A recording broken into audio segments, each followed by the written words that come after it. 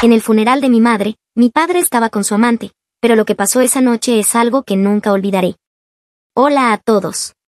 La lluvia no había cesado desde la mañana, parecía que el propio cielo lloraba conmigo. Yo estaba allí, con mi paraguas negro temblando bajo el viento, observando cómo el ataúd de mi madre desaparecía lentamente bajo la tierra húmeda. Todos lloraban, excepto mi padre. Él no estaba presente, se encontraba en Hawái, sonriendo junto a su nueva amante, alzando las copas de champán como si celebraran la muerte de mi madre. Cuando la última palada de tierra cayó sobre el ataúd, susurré una despedida entre dientes apretados. Esa noche, los relámpagos cruzaban el cielo de Portland mientras yo permanecía sola en mi apartamento, contemplando viejas fotografías de ella. Entonces, mi teléfono vibró. En la pantalla apareció un mensaje que me heló la sangre: no estoy muerta. Ven al cementerio ahora. Era desde su número, el de mi madre. Sentí que la garganta se me cerraba y las manos se me enfriaban. Tomé las llaves del coche, con el corazón latiendo con fuerza. No sabía si me dirigía hacia un milagro o hacia la locura. Mi nombre es Grace Miller, y hasta hace una semana creía que mi vida era completamente normal. Tenía un pequeño apartamento con vistas al río Willamette, trabajaba como diseñadora independiente y tenía una madre que me llamaba cada domingo para recordarme que desayunara. Solía poner los ojos en blanco al leer sus mensajes: toma tus vitaminas, cariño. No te saltes la cena otra vez. Nunca imaginé que llegaría a extrañarlos. El día en que murió comenzó como cualquier otro. Estaba terminando un proyecto para un cliente cuando un número desconocido apareció en mi teléfono. Casi no contesté, pero algo, un extraño presentimiento, me impulsó a hacerlo. ¿Es usted la señorita Grace Miller?, preguntó una voz femenina temblorosa. Llamo del Hospital General de Portland. Lo siento mucho, su madre ha fallecido esta mañana por un paro cardíaco repentino. Por un instante no pude respirar. El mundo pareció inclinarse y los colores se desvanecieron. No, murmuré negando con la cabeza, se equivocan. Mi madre está bien, esta mañana estaba pintando. Lo siento, repitió la enfermera con suavidad. Sus palabras resonaron en mis oídos mucho después de que colgara. Recuerdo haberme quedado de pie junto a la ventana, viendo cómo las gotas de lluvia trazaban camino sobre el cristal, con mi reflejo pálido y borroso. Mi madre, mi mejor amiga, mi ancla, ya no estaba. Sin embargo, algo dentro de mí no encajaba. Ella no tenía problemas cardíacos, hacía ejercicio, reía con facilidad, comía sano. ¿Cómo podía simplemente dejar de vivir? Cuando llamé a mi padre, su tono era frío, casi indiferente. Es cierto, dijo sin emoción. Evelyn se ha ido. El médico aseguró que fue rápido. Eso es todo, grité con la voz quebrada. ¿Eso es todo lo que tienes que decir? Suspiró. Grace, está muerta. Llora si lo necesitas, pero no seas dramática. Yo me encargo del papeleo. Luego colgó. Aquel fue el momento en que mi dolor se convirtió en fuego. Algo en mi interior susurró que mi padre no estaba de luto, sino aliviado, y eso me llenó de miedo. 3 días después, la lluvia seguía cayendo sin descanso, como si la ciudad misma se negara a seguir adelante. El cementerio olía a tierra mojada y lirios. La gente vestida de negro se refugiaba bajo los paraguas, murmurando condolencias que apenas alcanzaban mis oídos. No podía apartar la vista del ataúd. El nombre de mi madre, Evelyn Grace Miller, brillaba grabado en letras doradas. Me ardía la garganta. No merecías esto, susurré. Detrás de mí, los familiares cuchicheaban: ¿dónde está Richard? Su esposo ni siquiera vino. ¡Qué vergüenza! Cerré los puños. Mi padre me había enviado un mensaje la noche anterior, ocupado con asuntos de negocios en el extranjero. Encárgate del funeral. Sin disculpas, sin vergüenza, solo negocios. Cuando el sacerdote comenzó a rezar, sentí que las piernas me temblaban. La hija pequeña de mi prima, Ava, tiró de mi manga. Tía Grace, susurró, si la abuela está en el cielo, ¿puede vernos? Me arrodillé y, con la voz quebrada, le respondí: sí, cariño, puede vernos. Nos está mirando ahora mismo. Mientras el ataúd descendía, una ráfaga de viento helado volteó mi paraguas. Las palabras del sacerdote se mezclaron con el ritmo de la lluvia, y cada gota se sentía como un latido al que ya no podía alcanzar. Cuando todo terminó, todos se marcharon. Todos, menos yo. Me quedé allí, mirando la tierra recién removida hasta que mis rodillas se hundieron en el barro. Mamá, susurré, Si existe justicia en este mundo, él pagará por lo que te hizo. Te lo prometo. Un relámpago iluminó la distancia, una cicatriz blanca cruzando el cielo oscuro. Lo tomé como una respuesta. Esa noche regresé a casa empapada y vacía. Me duché, me puse uno de sus viejos suéteres y me senté en la oscuridad, desplazándome sin rumbo por las redes sociales de mi padre. Entonces lo vi, su nueva publicación, una fotografía de él en una playa soleada, con el brazo alrededor de una mujer joven de cabello perfecto. El pie de foto decía, nuevos comienzos. Mi corazón se detuvo. Mis manos temblaban tanto que casi dejé caer el teléfono. Mientras yo enterraba a mi madre bajo la lluvia, él sonreía bajo el sol. Mi padre sonreía bajo un cielo tropical. En ese instante, algo dentro de mí se quebró, y algo más oscuro comenzó a despertar. Aquella noche no pude dormir. Cada crujido del apartamento sonaba como un susurro venido de otro lugar. Afuera, la tormenta rugía entre las rendijas de las ventanas, y yo no podía dejar de ver el rostro de mi madre, tal como se veía en el ataúd, inmóvil y serena, demasiado serena. Intenté distraerme, deslizando el dedo por las fotos de mi teléfono. Mamá sosteniendo su pincel, riendo en el jardín. Mamá enseñándome a hornear pastel de manzana. Mamá abrazándome después de mi primera ruptura. Cada recuerdo me atravesaba como una cuchilla. Entonces, mi teléfono vibró. Al principio lo ignoré, pensando que sería un mensaje de condolencia de algún amigo. Pero luego vi el nombre en la pantalla, mamá. Me quedé paralizada. La sangre desapareció de mi rostro. Era su número, el mismo que no había tenido valor de eliminar. El corazón me dio un vuelco mientras abría el mensaje. Solo decía, no estoy muerta. Ven al cementerio ahora. Durante un largo momento, me quedé mirando la pantalla, intentando encontrar una explicación lógica. Un error, una broma cruel. Pero mi cuerpo ya había decidido. Tomé el abrigo, las llaves del coche y salí corriendo. La lluvia se sentía más afilada, más fría, casi intencionada. Los limpiaparabrisas luchaban contra el aguacero mientras conducía hacia el cementerio. Los faros cortaban las cortinas de agua, y cada instinto dentro de mí gritaba que diera la vuelta, pero no podía hacerlo. La voz de mi madre resonaba en mi cabeza, confía en tu corazón, Grace, incluso cuando tu mente tenga miedo. Cuando llegué a las puertas, el lugar estaba cubierto de niebla. Las farolas parpadeaban débilmente, proyectando sombras largas sobre las lápidas. Aparqué, salí del coche y el viento me arrebató el aliento. Mamá, llamé, con la voz temblorosa. Solo se escuchaba la lluvia golpeando el metal y la piedra. Entonces, desde el fondo, cerca de los sauces, una figura se movió. Pequeña, encorvada, envuelta en un abrigo empapado. Mamá, la linterna temblaba en mi mano mientras levantaba el haz de luz. El rayo iluminó su rostro, pálido, frágil, pero vivo. Sus ojos, aquellos ojos color avellana tan familiares, estaban llenos de lágrimas. Grace, susurró. Mi mundo se hizo añicos. La linterna cayó al barro con un golpe sordo. Avancé tambaleándome, el corazón desbocado, incapaz de creerlo. Mamá, ¿cómo estás viva? Ella tomó mis manos. Sus dedos estaban helados, pero eran reales. Soy yo, cariño, susurró, con la voz quebrada, pero no puedes decirle a nadie que estoy viva. Me quedé mirándola, empapada, temblando bajo la lluvia que caía con más fuerza, borrando la última línea entre la vida y la muerte. No podía dejar de mirarla. Su piel era tan pálida que parecía translúcida, su cabello pegado por la lluvia, pero sus ojos estaban vivos, verdaderos. Mi voz se quebró, mamá, todos te vieron. Yo te vi. Estabas muerta. Ella me abrazó con un temblor suave. Por un instante, el mundo desapareció, la tormenta, el cementerio, la locura. Solo quedaba su corazón latiendo contra el mío, débil pero constante. Luego susurró, Grace, no podemos quedarnos aquí. Alguien podría vernos. Corrimos bajo la lluvia hasta un pequeño sedán plateado estacionado bajo los árboles. Me subí, aún temblando. Mamá, por favor, dime qué está pasando. No arrancó el motor de inmediato. Sus manos se aferraban al volante con tanta fuerza que los nudillos se le pusieron blancos. Finalmente habló, tu padre. Richard intentó matarme. Sentí que el estómago se me hundía. ¿Qué? Sus ojos se llenaron de lágrimas. No es el hombre que crees, Grace.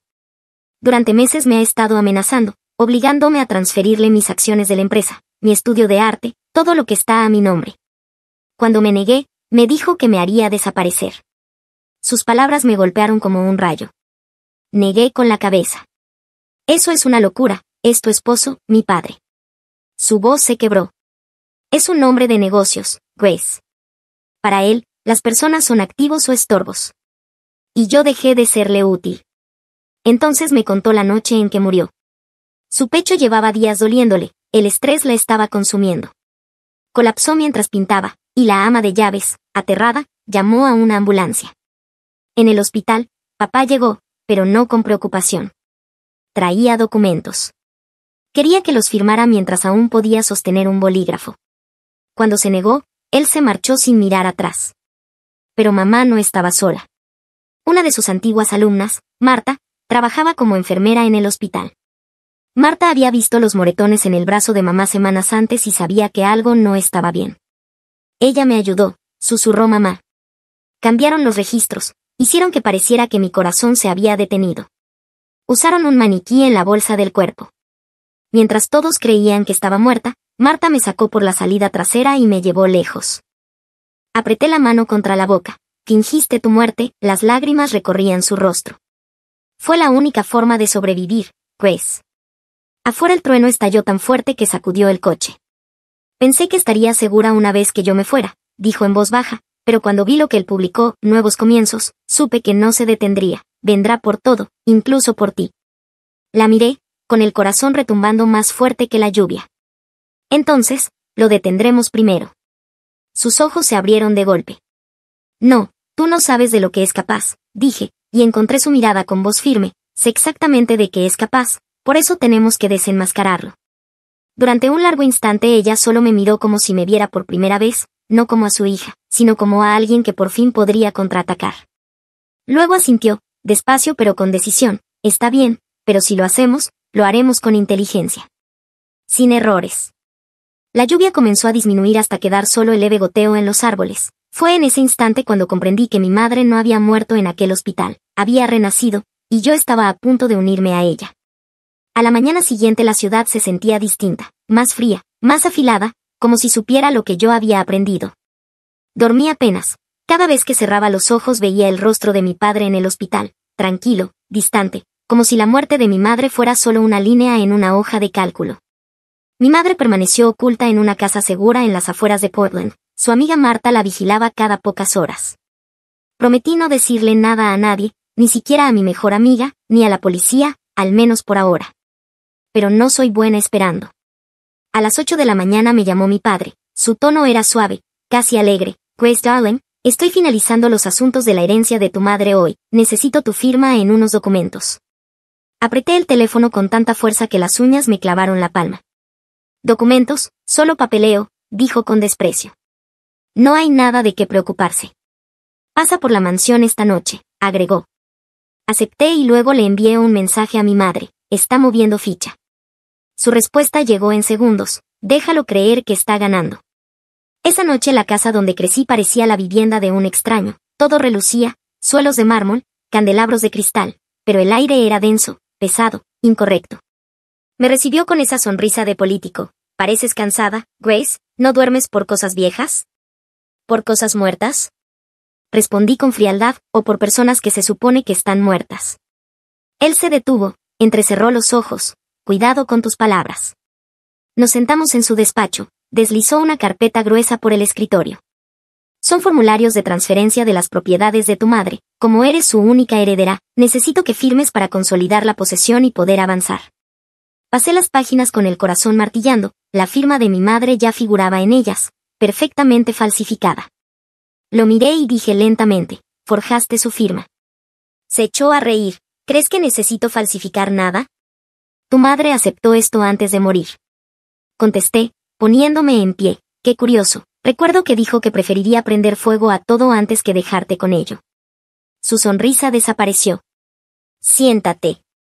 No firmaré, murmuró, inclinándose hacia adelante. Sé que estás de duelo, pero no me obligues a hacer lo necesario. Ahí estaba otra vez ese tono, ese control helado, la misma voz que aterrorizó a mi madre durante años. Mi mano tembló, no por miedo, sino por rabia. Ya la mataste una vez, no lo harás de nuevo. Se quedó inmóvil. ¿Qué dijiste?, exclamó. Lo miré a los ojos y dije, no te saldrás con la tuya. Un destello de pánico cruzó su rostro. Se levantó de golpe, la silla rasgando el piso. Has estado hablando con alguien, dijo. No dije nada. Arrancó la carpeta, respirando con brusquedad, y gritó, fuera. Me dirigí hacia la puerta, pero antes vi en el espejo el reflejo de una pequeña caja fuerte detrás de su escritorio, con una cerradura de código medio oculta por una foto familiar. Sonreí apenas. Está bien, papá, me iré. Aquella noche no dormí. Entré en su despacho pasada la medianoche con la llave de repuesto que aún conservaba desde la infancia. La caja fuerte se dio en el tercer intento. Su contraseña era el cumpleaños de mi madre, por supuesto. Dentro había extractos bancarios, transferencias a paraísos fiscales, contratos falsos y una memoria USB. Copié todo en la mía y me fui tan silenciosamente como había llegado. Cuando volví a mi coche, las manos me temblaban. Le volví a escribir a mi madre, lo tengo. Su respuesta fue instantánea, bien. Ahora, Grace, ten cuidado, él lo notará. El mensaje apenas se había enviado cuando mi teléfono volvió a vibrar, número desconocido. Pensaste que no me daría cuenta, Grace. La sangre se me heló, era mi padre. El corazón se me paró, su mensaje ardía en la pantalla como una advertencia del infierno. ¿Creías que no lo notaría, Grace? Miré alrededor de la calle, fuera, mi coche estaba vacío. Solo había lluvia, reflejos de neón y mis propias manos temblorosas. Sentí que el pecho se me apretaba, él lo sabía. Entonces sonó mi teléfono, su voz llegó baja, serena, aterradoramente tranquila. Siempre fuiste lista, dijo, pero olvidaste quién te enseñó a mentir. Tragué saliva. No me das miedo. Él rió suavemente. No. Vuelve a casa, Grace, hablemos, o me aseguraré de que te arrepientas de haberme robado. ¿Robarte? Respondí con furia. ¿Quieres decir pruebas? El silencio que siguió fue peor que cualquier grito. Luego, con calma, añadió, si eres inteligente, las destruirás. De lo contrario, quizá haga falta otro funeral. Colgó. Por un instante no pude respirar. Mi reflejo en el parabrisas se veía pálido, roto. Pero entonces recordé las manos temblorosas de mi madre aferradas al volante, susurrando, vendrá por todo, incluso por ti. No más. Conduje directamente hasta la casa segura. Mamá abrió la puerta aún en bata, con los ojos desorbitados por el miedo. Grace, ¿qué pasó? Él lo sabe, respondí, arrojando la memoria USB sobre la mesa. Tenemos que actuar rápido. Estos archivos, cuentas en el extranjero, firmas falsificadas, transacciones, suficiente para hundirlo. Ella miró la unidad, luego me miró a mí. Grace, si vamos a la policía, nos encontrará antes de que puedan hacer algo. La miré fijamente, con la respiración temblorosa. Entonces haremos que se destruya solo. Pasamos las siguientes 48 horas, con la ayuda de Marta, enviando los archivos de forma anónima al FBI y a las autoridades financieras. Mamá contactó con una vieja amiga abogada, Charlotte Wells, que comenzó a redactar una declaración formal para cuando estallara la tormenta. Pero la tormenta llegó antes de lo esperado. 2 noches después, unos faros iluminaron la casa. Mamá se asomó por la cortina y se quedó paralizada. Es él, susurró, Richard. El golpe que siguió hizo vibrar el marco de la puerta. Grace. Su voz tronó al otro lado. Abre, acabemos con este juego ridículo. La mano de mi madre apretó la mía, temblando. No lo hagas, es peligroso. Pero yo ya había terminado de huir. Abrí la puerta. Él estaba allí, bajo la lluvia, empapado, los ojos furiosos, inyectados en sangre. El caro traje se le pegaba al cuerpo como una armadura que empezaba a resquebrajarse. ¿Dónde está? Siseo. ¿Dónde está quién, papá? Respondí desde el umbral. ¿La esposa que enterraste? ¿La mujer que intentaste borrar? Su mandíbula se tensó. No entiendes lo que me hizo. Me arruinó. Te amaba, dije con frialdad. Te arruinaste tú solo. Él me apartó bruscamente y entró gritando su nombre, Evelyn. Mamá salió del pasillo, frágil pero firme. Estoy aquí. Él se quedó inmóvil. Por un segundo, incluso la lluvia pareció detenerse. Su rostro se volvió ceniciento. No, no, esto no es posible. Estás muerta. La voz de mamá era serena, acero bajo el dolor. Tú intentaste matarme. Él rió, temblando, una risa amarga. ¿Crees que puedes quitarme mi trabajo, mi empresa, mi nombre? No eres nada sin mí. Me interpuse entre ellos. Ahí te equivocas. Las sirenas resonaban a lo lejos, acercándose. Su rostro se torció, comprendiendo de pronto. ¿Qué has hecho? Los ojos de mamá no se apartaron de los suyos. Lo que tú nos enseñaste, cubrir las huellas. Por desgracia, dejaste demasiadas. Las luces rojas y azules bañaron la habitación cuando la puerta se abrió de golpe. Agentes del FBI irrumpieron con las armas en alto. Richard Miller, gritó uno. Está arrestado por fraude financiero, lavado de dinero y tentativa de homicidio. Él me miró, la desesperación rompiendo por fin su arrogancia. Grace, diles que están equivocados, diles que tú. Negué despacio. Enterraste a la mujer equivocada, papá. Se abalanzó hacia mí, gritando algo incoherente, pero los agentes lo sujetaron, torciéndole los brazos a la espalda. Afuera la lluvia volvió a rugir, ahogando sus palabras mientras lo arrastraban. Su mirada se clavó en mi madre. Te arrepentirás, escupió. Mamá susurró, no, Richard. Ya lo hice. Cuando la puerta se cerró, la casa quedó en silencio, salvo por el goteo del agua desde el porche. Me di cuenta de que estaba temblando, no de miedo, sino de alivio. Mamá se hundió en mis brazos, sollozando suavemente. Se acabó. La abracé con fuerza, sintiendo su corazón latir contra el mío, el corazón que debía haberse detenido semanas atrás. No, mamá, dije, esto apenas comienza. Afuera, el amanecer despuntaba, la primera luz se derramaba sobre el suelo mojado, borrando la noche. Por primera vez desde aquel funeral, la lluvia finalmente había cesado. Las semanas siguientes fueron un torbellino de titulares, citaciones judiciales y cámaras centelleantes. El magnate inmobiliario Richard Miller arrestado por fraude y tentativa de asesinato. En todos los noticiarios aparecía su foto, con la misma sonrisa confiada que lucía en las galas benéficas, ahora congelada bajo un nuevo rótulo, investigación criminal. Mamá y yo lo observamos todo desde una habitación de hotel silenciosa, lejos del caos. Apenas hablaba, con los dedos envueltos en una taza de té que nunca llegó a beber. Grace, me dijo una mañana, cuando me casé con tu padre pensé que era un hombre que construía cosas. Nunca imaginé que fuera el tipo de hombre que las destruye. Le tomé la mano. Ya no podrá destruirnos más. El juicio comenzó 3 meses después. La sala estaba llena, periodistas, abogados, accionistas que antes lo elogiaban, ahora murmurando como buitres. Mi padre estaba sentado en el banquillo de los acusados, traje gris arrugado, el cabello revuelto, la arrogancia borrada de sus ojos. No nos miró ni una vez. Cuando mi madre subió al estrado, el silencio cayó sobre la sala. Habló despacio, con firmeza, cada palabra cortaba el aire como una hoja. Fingí mi muerte, dijo, no por venganza, sino por sobrevivir. Un murmullo recorrió al público, los reporteros escribían frenéticamente. Describió las amenazas, los documentos falsificados, la noche en que él le dijo que valía más muerta que viva. No lloró, no se quebró, simplemente dijo la verdad. Cuando llegó mi turno, me puse de pie frente al jurado y lo miré, mi padre, el hombre que una vez creí incapaz de hacer el mal. Él me enseñó a ser valiente, dije en voz baja, pero no creo que esperara que usara esa valentía contra él. Entonces por fin me miró, y por primera vez le vi miedo. No miedo a la prisión, sino al poder de la verdad que ya no podía controlar. Nuestra abogada, Charlotte Wells, reprodujo los audios y mostró las pruebas que habíamos reunido, las transferencias a cuentas extranjeras, los contratos falsificados, la grabación de su discusión con mis abuelos. Las piezas de su imperio se derrumbaron una a una bajo el peso de su propio engaño. Cuando llegó el veredicto, toda la sala contuvo el aliento. Culpable de todos los cargos. Cerró los ojos, los hombros caídos, sin estallidos, sin negaciones, solo silencio.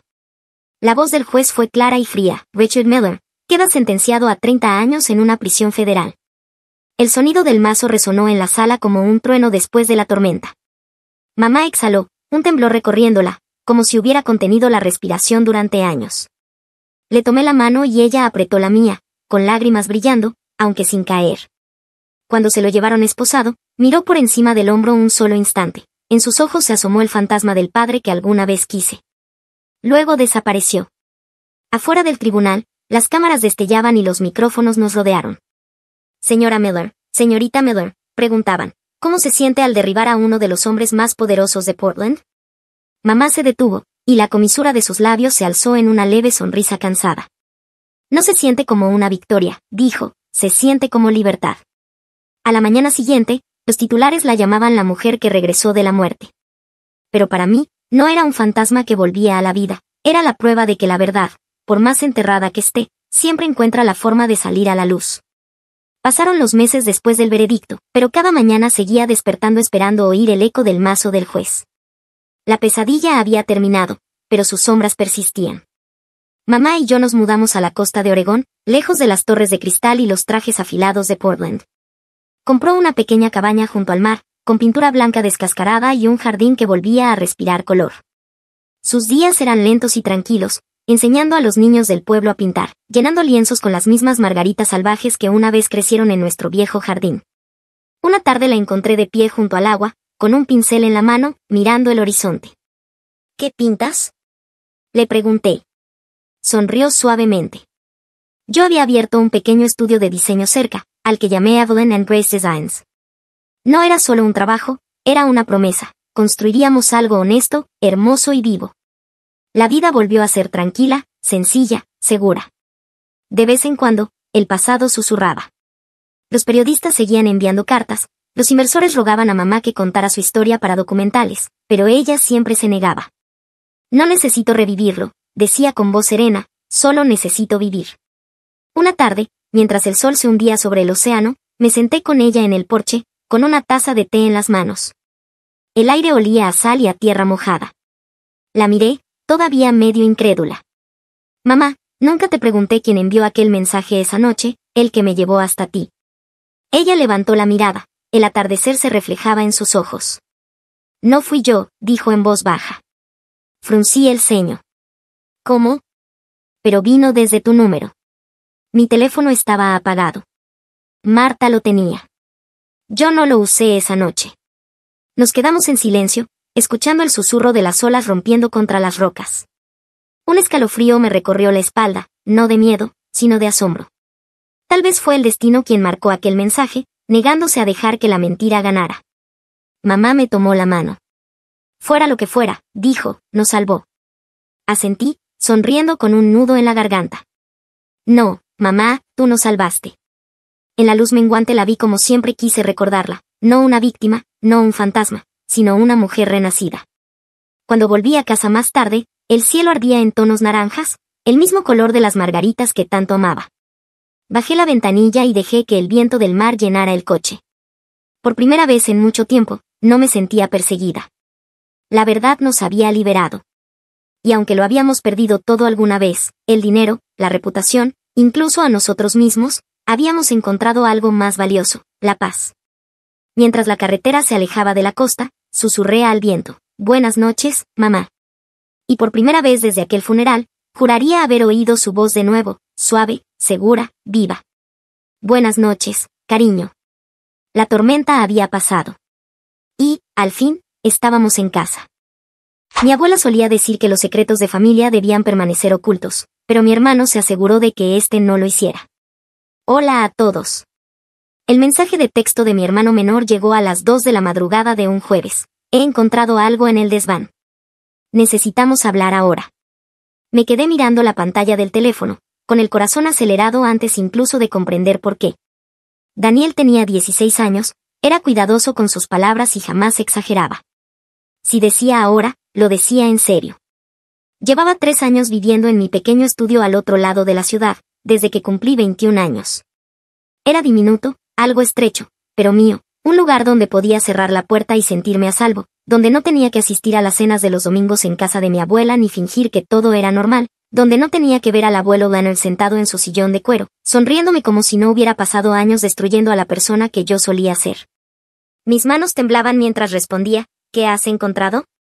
Los 3 puntos aparecieron, desaparecieron y reaparecieron en la pantalla hasta que finalmente leí, solo tus antiguos diarios. Todos. Por favor, ven. Tomé las llaves sin siquiera cambiarme la ropa de dormir.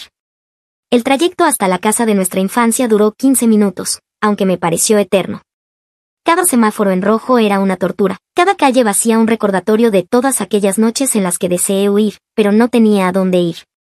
Daniel me esperaba en el porche, con una caja de cartón a su lado. Bajo la luz tenue pude ver que estaba pálido, con la mandíbula apretada de esa manera que indicaba que estaba intentando no llorar. Había crecido mucho el último año, casi alcanzaba el 1,80 m, pero sentado allí, con las rodillas encogidas, parecía el mismo niño pequeño que solía pedirme que revisara su armario en busca de monstruos.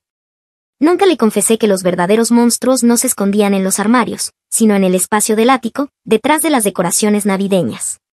Buscaba mis viejas cartas de béisbol, dijo con voz hueca, sin saludar. Encontré esto en su lugar.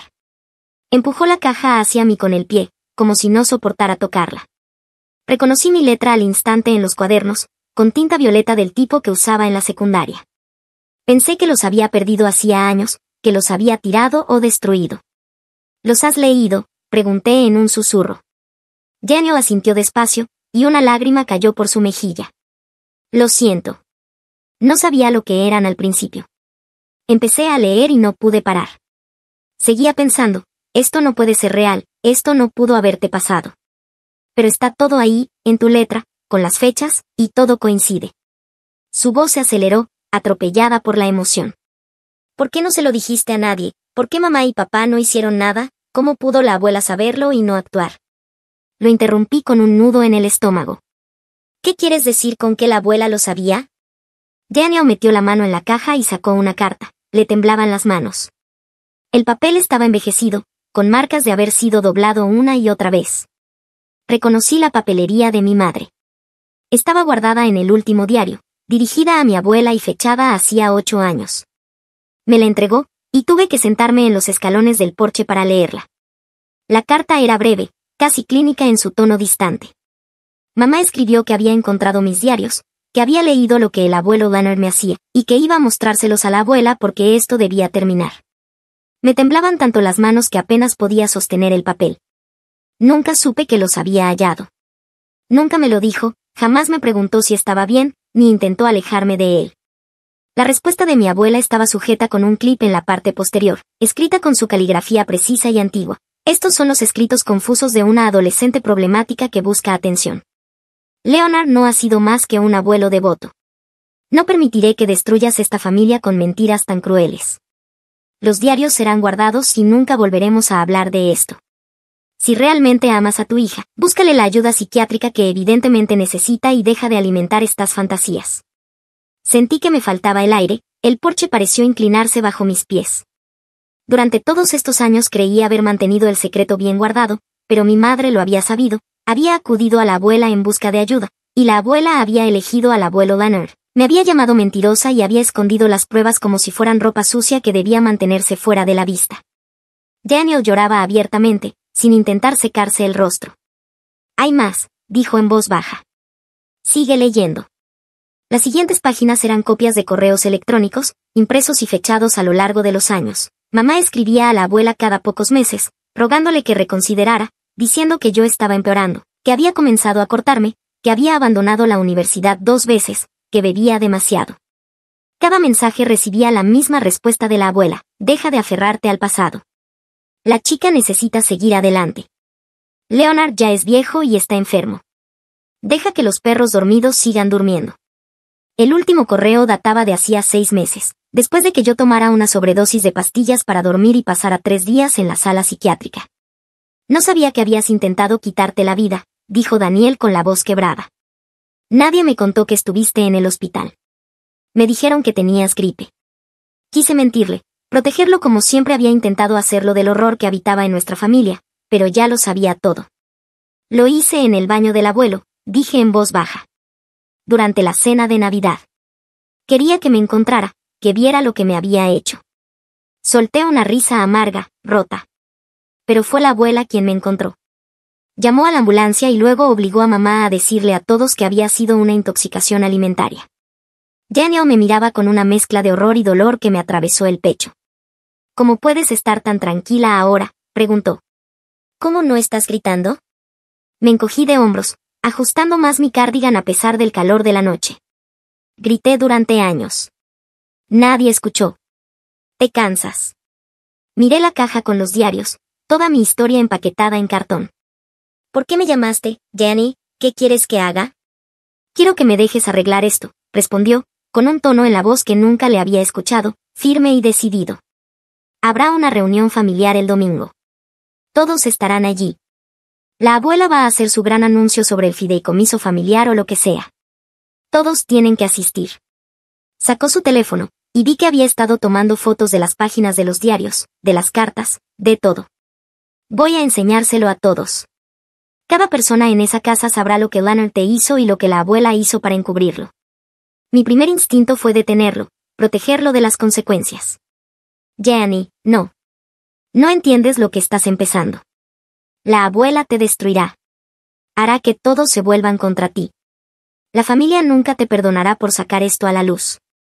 Pero incluso mientras lo decía, sentí algo removerse en mi pecho, algo que no había sentido en años, tal vez esperanza, o simplemente el cansancio de cargar con todo esto sola.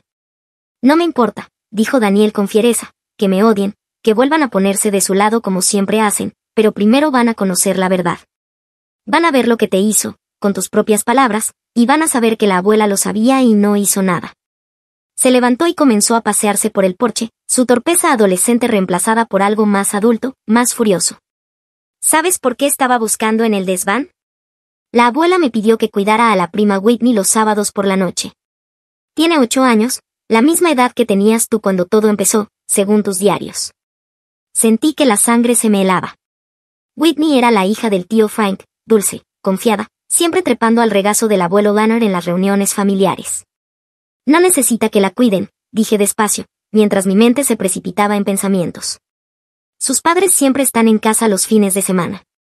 Exacto, respondió Daniel, pero la abuela llamó a mamá la semana pasada y le dijo que sería bueno que yo ganara algo de dinero extra, que Leonard y ella necesitaban un descanso de cuidarla durante las cenas familiares, que así los padres de Whitney podrían tener algo de tiempo a solas mientras yo la entretenía en la habitación de invitados. La habitación de invitados, la misma donde me había ocurrido a mí, donde la cerradura no funcionaba y el abuelo se deslizaba dentro después de que todos estuvieran viendo la televisión, diciendo que solo quería desearme buenas noches, que ese era nuestro momento especial, que las niñas buenas no cuentan secretos. Lo está preparando otra vez, susurré. Le está dando acceso a otra niña. Daniel asintió, el rostro torcido por la repulsión. Le dije a mamá que no podía hacerlo, inventé una excusa sobre tener demasiados deberes, pero que pasará la próxima vez, que ocurrirá cuando me vaya a la universidad el año que viene, y si Whitney ya. No pudo terminar la frase, ni yo tampoco. La idea de que pudiera volver a pasar, de que aquella pequeña con su sonrisa desdentada y su mochila de princesa sufriera lo mismo, me revolvió el estómago. El domingo, dije con la voz más firme de lo que sentía. Dijiste que habrá una reunión familiar el domingo. Daniel asintió con entusiasmo, percibiendo mi cambio. Todos tienen que estar. La abuela va a anunciar la actualización del fideicomiso familiar, la división de los bienes del abuelo antes de que muera. Vendrán todos los tíos y primos, quiere que sea algo grande y formal. Un plan comenzó a tomar forma en mi mente, terrible pero necesario. De acuerdo, pero hay que hacerlo bien. Necesitamos más que mis diarios y unas cartas viejas. Durante los 3 días siguientes, Daniel y yo nos convertimos en investigadores. Empezamos con el ordenador de mamá mientras ella estaba en el trabajo. Daniel era mejor con la tecnología, sabía cómo recuperar correos eliminados y buscar entre años de historial digital. Encontramos decenas de mensajes entre mi madre y la abuela, toda una correspondencia secreta sobre la situación con Melissa. En una de las cadenas de correos, mi madre amenazaba con ir a la policía, la respuesta de la abuela era fría, ¿y destruir la reputación de tu padre, matarlo de estrés y vergüenza? ¿Ya está débil por el derrame, quieres asesinar a tu propio padre? Mi madre había cedido, había elegido a su padre por encima de su hija. La traición estaba escrita en texto claro, con fecha y hora. Daniel también halló algo más, una conversación entre mi madre y mi padre discutiendo qué hacer conmigo. Papá quería enfrentarse al abuelo, mamá lo disuadió, diciendo que eso destrozaría a la familia, que yo ya estaba en terapia, que volver a sacar el tema solo me traumatizaría más. Al final, mi padre accedió a guardar silencio, creyendo a mi madre cuando ella le aseguró que el silencio era una forma de protección. Llamé a mi antigua terapeuta, la doctora Patricia Winters. Había dejado de verla hacía 2 años, cuando se terminó mi seguro médico, pero siempre me había dicho que la llamara si alguna vez la necesitaba.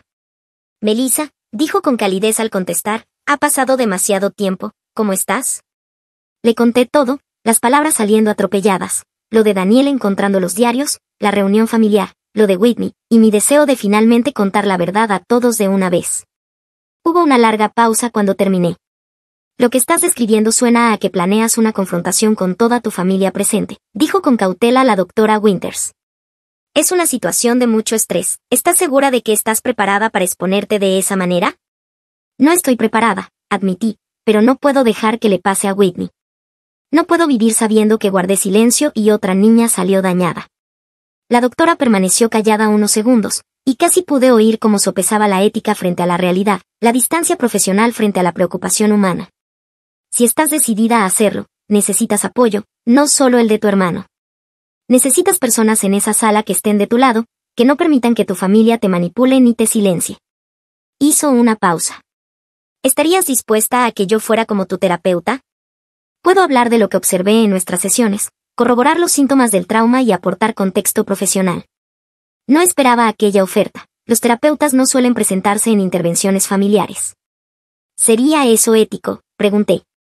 Ya no soy tu paciente. Nuestra relación terapéutica terminó hace 2 años, y me estás invitando por voluntad propia a una reunión familiar privada, explicó la doctora Winters. No estaría violando la confidencialidad porque tú me pides que hable en tu nombre. Y sinceramente, Melissa, llevo años esperando a que estuvieras lista para enfrentarlo. Tengo documentación de nuestras sesiones, notas de tratamiento sobre tus revelaciones de abuso, síntomas de estrés postraumático, todo. Si quieres presentar la verdad, presentémosla completa. Daniel se mostró entusiasmado cuando le conté que la doctora Winters vendría. Eso lo hace más oficial, dijo. No podrán descartarlo como simples diarios viejos y dramas adolescentes si una profesional te respalda. Pero yo necesitaba algo más que la validación de una terapeuta. Necesitaba a alguien de la familia que estuviera de nuestro lado, una voz que tuviera peso. Pensé en mi prima Bethany, la hija de la tía Carol. Tenía 28 años. Estaba casada y siempre había sido amable conmigo, incluso cuando el resto de la familia me trataba como la oveja negra. Una vez, hace años, me preguntó por qué nunca aparecía en las reuniones familiares. Yo desvié la conversación, pero ella me miró con unos ojos que parecían saber más de lo que decía. Le escribí tarde, la noche del miércoles. ¿Podemos vernos para tomar un café? Hay algo de lo que necesito hablar contigo antes de la reunión del domingo. Aceptó de inmediato, lo que me pareció significativo. Nos encontramos el jueves por la tarde en una cafetería a mitad de camino entre nuestras casas. Bethany se veía cansada, con un aire abatido que no le conocía. Charlamos unos minutos, dando vueltas en torno al verdadero motivo del encuentro. Finalmente lo dije, ¿el abuelo Danner alguna vez te tocó? La taza de café se detuvo a mitad de camino hacia su boca, su rostro se puso pálido. Como lo sabes, murmuró. El alivio que me invadió fue seguido de una aplastante culpa. No estaba sola, pero eso significaba que alguien más también había sufrido. Tengo diarios, dije en voz baja. De cuando era niña. Genio los encontró. Me pasó durante años. Bethany dejó la taza sobre la mesa con las manos temblorosas. Solo fueron 2 veces en mi caso, susurró. Tenía 12 años, ese verano en el que me quedé con ellos mientras mis padres se divorciaban. Entró en la habitación de invitados por la noche. Dijo que quería consolarme, que necesitaba una figura paterna. La segunda vez cerré la puerta con llave. Se enfadó, le dijo a la abuela que estaba siendo irrespetuosa y difícil. Ella me castigó, me quitó el teléfono durante una semana por excluir a la familia, punto. ¿Se lo contaste a alguien?, pregunté, aunque ya conocía la respuesta. Bethany negó con la cabeza. Intenté decírselo a mi madre, dijo con voz apagada. Me respondió que había malinterpretado la situación, que el abuelo solo era cariñoso a la manera de antes, que estaba siendo demasiado sensible por el estrés del divorcio. El mismo guión, la misma negación, la misma protección hacia Lanner a costa de las niñas pequeñas. Habrá una confrontación en la cena del domingo, le dije. Daniel planea mostrar a todos mis diarios, las cartas de mamá a la abuela, todo. La doctora Winters vendrá para aportar el contexto profesional. Quería que lo supieras antes, y también quería preguntarte si estarías dispuesta a hablar, a contar lo que te pasó. Bethany lloraba, las lágrimas le corrían silenciosas por las mejillas. Tengo una hija, susurró. Tiene 5 años. La abuela no deja de preguntarme cuándo podrá quedarse a dormir en su casa. Siempre invento excusas, Digo que es demasiado pequeña, que no duerme bien fuera de casa. Pero llegará un momento en que se me acabarán las excusas. Me miró con desesperación. Llevo meses aterrorizada. No sé cómo protegerla sin decirles a todos el porqué. Y si les digo el porqué, nunca me lo perdonarán. Dirán que estoy inventando cosas, que intento hacer daño al abuelo en su vejez. Entonces lo diremos juntas, respondí. Múltiples víctimas, distintos momentos, documentación profesional. No podrán desestimarnos a todas. Bethany se secó las lágrimas, y vi un cambio en su rostro, la misma expresión que había visto en Daniel aquella noche en el porche, una mezcla de determinación y rabia. De acuerdo, dijo al fin. Lo haré por mi hija. Para que nunca tenga que inventar excusas sobre por qué no puede visitar a su bisabuelo. Pasamos la siguiente hora organizando y planificando. Bethany tenía sus propias pruebas. Admitió que conservaba mensajes de texto con su madre, donde había intentado, ya de adulta, hablar de lo que Leonard le había hecho. Las respuestas de su madre estaban todas allí, escritas, diciéndole que lo dejara estar, que remover el pasado no ayudaba a nadie. El domingo amaneció con un sol cruel, de esos días hermosos de primavera que parecen burlarse de los momentos serios. Apenas dormí, repasando todos los posibles escenarios, y si todos se ponían del lado de la abuela, y si nos echaban antes de poder decir nada, y si el abuelo Leonard sufría un infarto por el estrés y yo me convertía en la nieta que mató a su abuelo. La doctora Winters pasó a recogerme al mediodía, lucía profesional y tranquila, una serenidad que envidiaba. Recuerda, dijo mientras conducíamos hacia la casa de mi abuela, no estás haciendo nada malo. Estás diciendo la verdad. Lo que ocurra después es responsabilidad de los demás, no tuya. Daniel me había enviado mensajes toda la mañana con actualizaciones, todos llegaban a la hora prevista. La tía Carol y el tío Frank con Bethany y la pequeña Whitney, el tío James y la tía Patricia con sus 3 hijos adolescentes, mis padres, tensos, la abuela revoloteando por la casa, asegurándose de que todo estuviera perfecto para su gran anuncio sobre el fideicomiso familiar. El abuelo Leonard estaba sentado en su sillón del salón, con su tubo de oxígeno, interpretando su papel de anciano frágil, el patriarca moribundo, rodeado de atenciones y compasión. Ya conocía ese espectáculo, la forma en que exageraba su debilidad para obtener simpatía y desviar cualquier crítica. Llegamos a las 2 de la tarde, justo como la abuela había indicado en su correo formal de invitación. La casa seguía igual que siempre, meticulosamente cuidada, llena de muebles antiguos y fotografías familiares que narraban una historia de felicidad suburbana perfecta. La doctora Winters llevaba una carpeta de cuero, de las que usan los abogados. Dentro estaban las copias de sus notas de sesión, mi diagnóstico documentado de trastorno de estrés postraumático y su evaluación profesional de mi historial de trauma. Pruebas imposibles de descartar como los escritos confusos de una adolescente problemática. La abuela abrió la puerta, su sonrisa se congeló al ver a la doctora conmigo. Melissa, no mencionaste que traerías a una invitada. Ella es la doctora Winters, mi terapeuta, respondí con voz sorprendentemente firme. Tiene información relevante para la conversación familiar de hoy. Los ojos de la abuela se entrecerraron, pero años de buenos modales la obligaron a hacerse a un lado. Por supuesto. Todos están en el salón. Estamos a punto de comenzar. Caminar por aquel pasillo tan familiar se sintió como dirigirme hacia una ejecución, probablemente la mía. Todas las miradas se volvieron hacia nosotras al entrar. Vi la expresión de mi madre transformarse de sorpresa a horror al reconocer quién era la doctora Winters. Mi padre parecía confundido, pero preocupado. El abuelo Leonard ni siquiera miró en nuestra dirección, demasiado ocupado riendo con algo que había dicho el tío James. Daniel estaba de pie junto a la chimenea, el teléfono en la mano, el rostro pálido pero decidido. Me miró y asintió con discreción, estaba listo. Bethany estaba sentada en el sofá con Whitney, que coloreaba un libro de princesas, ajena a la tensión que llenaba el aire. Cuando Bethany me vio, se levantó lentamente, le temblaban las manos, pero caminó hasta situarse junto a Daniel. Frente unido. La abuela aplaudió para llamar la atención de todos. Gracias por venir. Como sabéis, Leonard y yo queremos hablar sobre la actualización del fideicomiso familiar. Pero antes, tomemos algo. He preparado mis famosas barritas de limón. En realidad, abuela, necesitamos hablar de otra cosa primero, interrumpió Daniel con voz firme.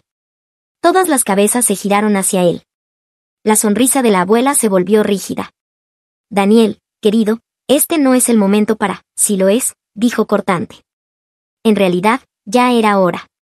Me miró, y yo asentí. No había vuelta atrás. Hace 8 años, Melissa escribió en sus diarios que fue abusada sexualmente por el abuelo Leonard. Tenía 14 años cuando empezó. Duró 3. Mamá encontró los diarios y se los llevó a la abuela, pidiéndole ayuda. La abuela llamó a Melissa mentirosa y escondió las pruebas. El silencio que siguió fue absoluto. Se podía oír el tic-tac del reloj sobre la repisa, la respiración de alguien, el sonido distante de un coche pasando fuera, y de repente todos empezaron a hablar al mismo tiempo, las voces subiendo en un torbellino de sorpresa, negación y confusión. Basta, la voz de la abuela cortó el caos como un látigo. No permitiré que se digan esas mentiras tan crueles en mi casa.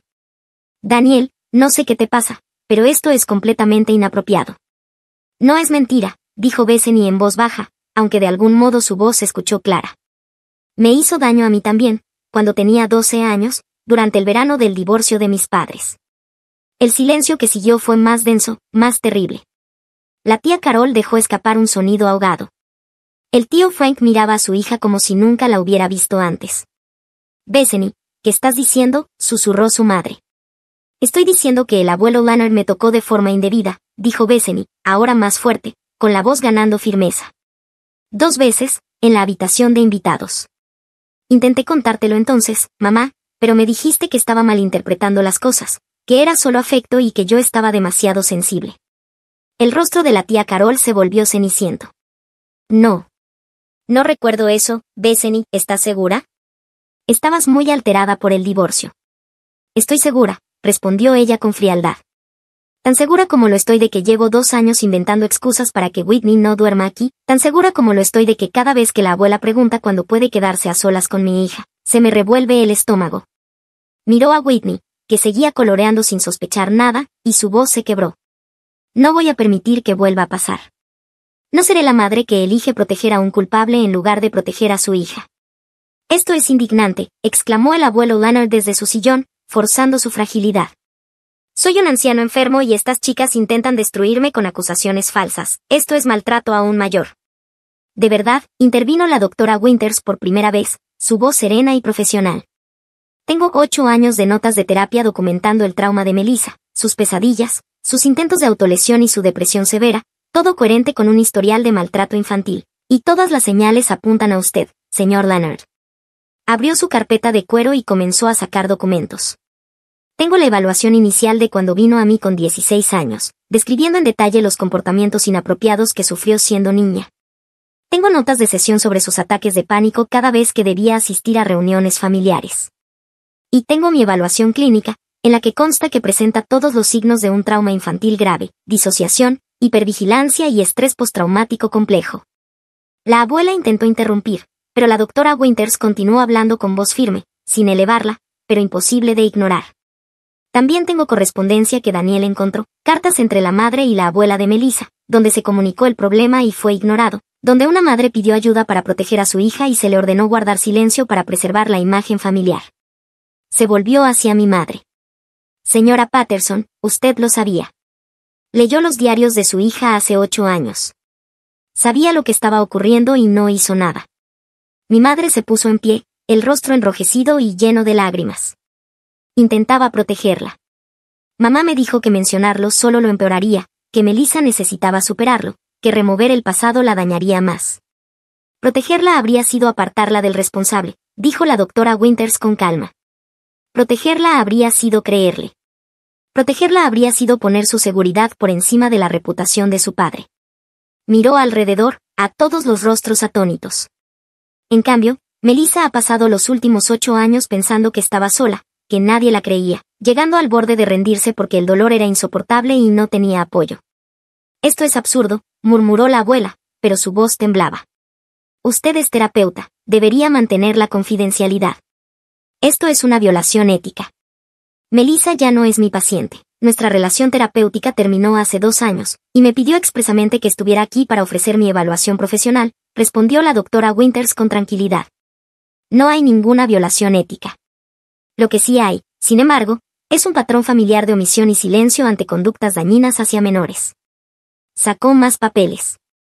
También he presentado un informe obligatorio ante los servicios de protección infantil en relación con Whitney, dado que ahora hay 2 víctimas identificadas y un historial familiar de encubrimiento. Las autoridades investigarán si es seguro que el señor Lannard tenga contacto con menores. El tío Frank se levantó de golpe. ¿Nos ha denunciado por cosas del pasado? Por hechos documentados y por el riesgo actual hacia una menor, corrigió la doctora Winters con serenidad. Sí, porque así lo exige la ley. Y sinceramente, señor, debería darme las gracias. Si algo hubiera pasado a su hija porque nadie le advirtió, ¿cómo se sentiría? Ahora lo sabe, ahora puede protegerla. Es más de lo que Melissa recibió. El abuelo Lannard emitió un sonido gutural y se llevó la mano al pecho. Todos se abalanzaron hacia él, y por un momento creí que realmente sufría un infarto, pero la doctora Winters no se movió. Está fingiendo, dijo con voz baja. Comportamiento típico de evasión cuando alguien es confrontado. Miren. Y, efectivamente, después de unos segundos de confusión y sin que nadie llamara a emergencias, el supuesto ataque se detuvo. El abuelo se recostó en su sillón, mirándonos con puro odio, la máscara de anciano frágil completamente caída. Desagradecidas, escupió con voz sorprendentemente fuerte. Os di todo, educación, ropa, una vida, y así me pagáis, con mentiras y traición. No nos diste nada, dije por fin, encontrando mi voz. Nos quitaste algo que no se puede devolver, la confianza, la seguridad, la infancia. Nos lo arrebataste y luego nos obligaste a guardar tus secretos mientras fingías ser el abuelo ejemplar. Me acerqué a su sillón, y vi un destello de miedo en sus ojos, solo por un segundo. Bien. Intenté acabar con mi vida en tu baño durante la cena de Navidad, dije con tono casi casual, como si hablara del tiempo. ¿Te contó la abuela que quería que me encontraras? Quería que vieras lo que habías provocado. Pero incluso eso se ocultó, disfrazado como una enfermedad, porque protegerte siempre fue más importante que salvarme a mí. Me incliné hasta quedar a su altura, frente a frente. Pero no estoy muerta. Sigo aquí. Y he terminado de guardar tus secretos. La abuela dio un paso hacia mí, pero Daniel se interpuso entre las dos. No, dijo con firmeza, no la toques. No lo defiendas, no digas ni una palabra más sobre lealtad familiar o sobre mantener las apariencias. Sacó su teléfono y, de repente, la pantalla del televisor detrás del abuelo Lannard se encendió. Daniel se había conectado de forma inalámbrica, y ahora las imágenes de mis antiguos diarios llenaban la pantalla, mi letra adolescente, torpe y desesperada, describiendo lo que aquel hombre me había hecho pasar, las fechas, los ruegos, el dolor. Todos en esta habitación van a leer cada página, dijo Daniel con voz dura. Cada palabra que Melissa escribió cuando era una niña sufriendo por culpa de ese hombre. Y luego todos decidiréis qué tipo de familia queréis ser, la que protege a los niños, o la que protege a los culpables. Las páginas pasaban en la pantalla, contundentes, irrefutables. Vi a mi primo Andrew leer con atención, su expresión pasar de la duda al horror. Vi a la tía Patricia llorando, las manos cubriéndole la boca. Vi a mi padre inmóvil, con el rostro lleno de culpa y dolor. El tío James se había movido para colocarse entre el abuelo Lannard y la pequeña Whitney, bloqueando físicamente el acceso. Ese solo gesto, ese hombre decidiendo en tiempo real proteger a una niña, hizo que algo se quebrara dentro de mí. Daniel también había incluido las cartas, y ahora todos podían leer los ruegos de mi madre pidiendo ayuda a la abuela, y las respuestas frías sobre proteger el nombre de la familia. Todo estaba allí, claro y visible, sin margen para negar ni manipular. Las pruebas eran abrumadoras. Voy a llamar a la policía, dijo el tío Frank, sacando su teléfono. La abuela se lanzó hacia él. No harás tal cosa, esto es un asunto privado de familia. Un asunto privado, repitió el tío Frank con incredulidad. Tu marido dañó a al menos 2 de sus nietas, y tú lo encubriste durante años, ¿y crees que eso es privado? Si lo que dicen las chicas es cierto, dijo Bethany con voz firme. Y mamá, sé que no quieres creerlo, sé que es más fácil pensar que estamos confundidas o mintiendo, pero necesito que elijas ahora, ¿me crees a mí o lo crees a él? La tía Carol miró a su hija y luego a su padre, su rostro se desmoronaba. No lo sé, Bethany. Es mi padre, ¿cómo puedo? ¿Cómo puedes no hacerlo?, gritó Bethany. Soy tu hija. Te estoy diciendo que él me hizo daño, y tú estás preocupada por sus sentimientos. Mira a Whitney, es tu nieta, tiene la misma edad que yo tenía entonces, ¿quieres que sea ella la siguiente? ¿Quieres estar aquí dentro de 20 años teniendo la misma conversación con ella, explicándole por qué no la protegiste? Algo cambió en el rostro de la tía Carol. Miró a Whitney, de verdad la miró, y vi el momento en que lo comprendió, el momento en que eligió. Caminó hacia Bethany y la abrazó con fuerza. Te creo, susurró. Lo siento tanto, hija, lo siento. Te creo. El tío Frank ya estaba hablando con emergencias, dando la dirección y explicando la situación. La abuela gritaba ahora, un sonido agudo y desesperado, diciendo que habíamos matado a su esposo, que el estrés acabaría con él, que éramos asesinos. Pero el abuelo Leonard no estaba sufriendo ningún ataque, estaba sentado en su sillón, el rostro retorcido de ira, viendo cómo su red de protección se desmoronaba. Lo habéis arruinado todo, me escupió. Siempre fuiste una niña difícil, necesitada, ansiosa de atención. Fui bueno contigo y así me lo pagas, con mentiras y traición. Debería haber, se detuvo, pero todos entendimos lo que no dijo. ¿Debería haber ido más lejos? ¿Haberme hecho más daño? ¿Asegurarse de que nunca hablara? Mi padre se movió entonces, más rápido de lo que nunca lo había visto moverse. Agarró a Leonard por el cuello de la camisa y lo levantó medio fuera del sillón. Debería saber qué, gruñó. ¿Qué exactamente deberías haber hecho con mi hija, maldito enfermo? Mi madre gritaba que lo soltara, que lo iba a herir, pero mi padre no lo hizo. Confié en ti. Te dejé cuidarla porque era su abuelo, porque las familias se protegen unas a otras, y todo este tiempo tú no pudo seguir. Solo lo empujó de nuevo al sillón con un gesto de repulsión. La doctora Winters le puso una mano suave en el brazo. La policía viene de camino, deja que ellos se ocupen, dijo con calma. No lo sabías, tu esposa te lo ocultó. Aquí hay muchas culpas, pero ahora lo importante es que la verdad salga a la luz y que ningún niño vuelva a estar en peligro. La policía llegó sorprendentemente rápido, 2 agentes jóvenes, incómodos ante lo que claramente era un asunto familiar complicado. Pero el tío Frank había sido inteligente. En su llamada había mencionado conductas inapropiadas hacia menores y riesgo actual. Eso bastó para que llegaran enseguida y con la actitud adecuada. Daniel les mostró todo, los diarios, las cartas, la documentación de la doctora Winters. Bethany dio su testimonio, su voz firme pese a las lágrimas. Yo también di el mío, todos los detalles que había mantenido enterrados tantos años. Los agentes tomaban notas, sus expresiones se volvían cada vez más serias.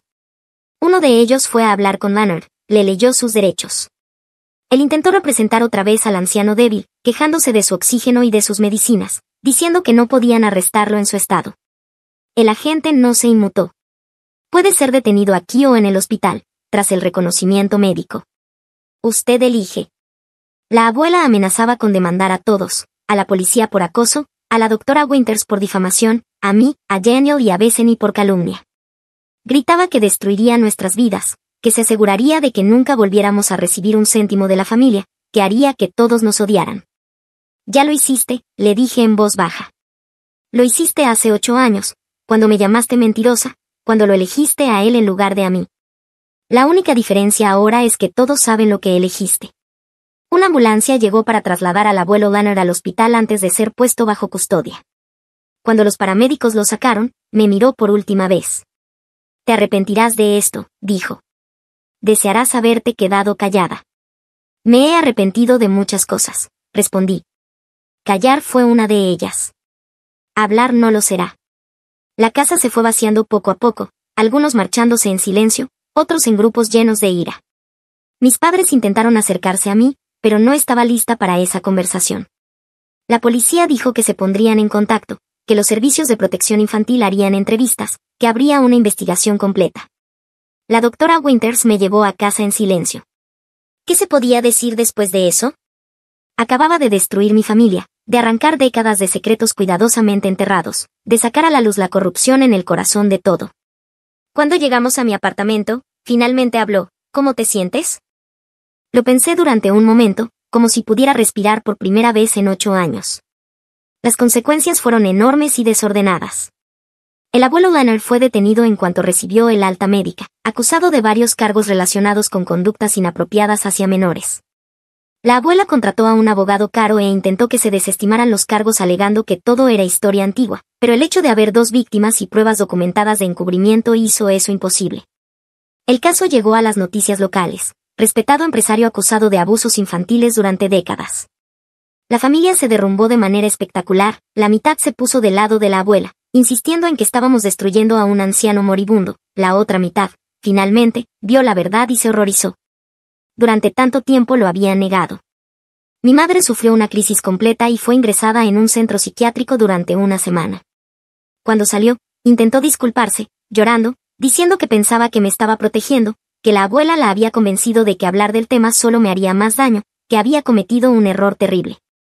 Le escuché, pero aún no podía perdonarla. Quizá algún día, pero no todavía. Mi padre pidió el divorcio.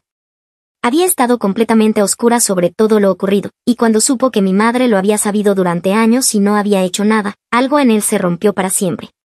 Me pidió perdón una y otra vez, diciendo que si lo hubiera sabido, si hubiera tenido la menor idea, habría acudido inmediatamente a la policía. Le creí. Era una de las pocas cosas de las que estaba segura. Daniel se convirtió en una especie de héroe a mis ojos, aunque él restaba importancia a todo. Solo hice lo que debió hacerse hace años, decía.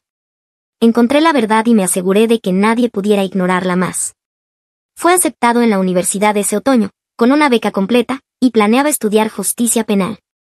Quiero ayudar a otros niños a los que no les creen, me dijo. Quiero asegurarme de que las familias no puedan seguir escondiendo estas cosas. Bethany y yo nos volvimos muy unidas por la misma herida y por el hecho de haber sobrevivido. Su madre, con el tiempo, eligió creerle a su hija y cortó todo contacto con la abuela y con Leonard. El tío Frank se convirtió en un defensor incansable, empezó a hablar públicamente sobre la importancia de creer a las víctimas y de proteger a los niños, incluso cuando resulta incómodo o duele hacerlo. La pequeña Whitney, por suerte, se salvó. La investigación confirmó que nunca había estado a solas con Leonard. Sus padres siempre habían permanecido cerca durante las reuniones familiares, sin saber exactamente por qué, guiados quizá por una intuición, o por una conciencia inconsciente de que algo no estaba bien. El abuelo Leonard finalmente aceptó un acuerdo con la justicia. Su abogado sabía que perderían en juicio, con 2 víctimas, informes profesionales y pruebas escritas del encubrimiento. 5 años de prisión, aunque por su edad y estado de salud, era probable que no saliera de allí con vida. La abuela nunca nos perdonó. Murió 2 años después, amarga y sola, todavía insistiendo hasta el final en que habíamos destruido a la familia con nuestras mentiras. Y ahora, por primera vez en muchos años, puedo decirlo sin miedo, la verdad, aunque duela, libera. Gracias por escuchar mi historia.